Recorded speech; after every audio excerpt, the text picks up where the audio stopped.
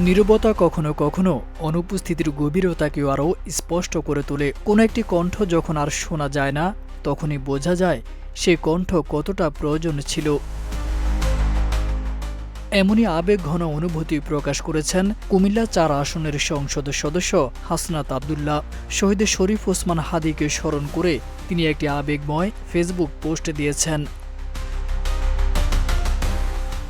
১২ মার্চে নিজের verified Facebook আইডিতে দেওয়া ওই পোস্টে হাসনাত আব্দুল্লাহ লিখেছেন, বাংলাদেশ আপনাকে মিস করছে ভাই, আপনার কণ্ঠ ছাড়া সংসদ যেন অসম্পূর্ণ মনে হয়। পোস্টের সঙ্গে শহীদ শরীফ ওসমান হাদির সঙ্গে তোলা একটি ছবিও সংযুক্ত করেছেন তিনি। এই পোস্টের মাধ্যমে জাতীয় নাগরিক পার্টির এই নেতা শহীদ হাদির প্রতি গভীর শ্রদ্ধা ও ভালোবাসা প্রকাশ করেছেন। একই সঙ্গে তার অনুপস্থিতি যে সংসদে গভীরভাবে অনুভূত হচ্ছে, সেই বিষয়টিও তুলে ধরেছেন হাসনাত আব্দুল্লাহ। তারেক আজিজ খান, প্রজন্ম ২৪।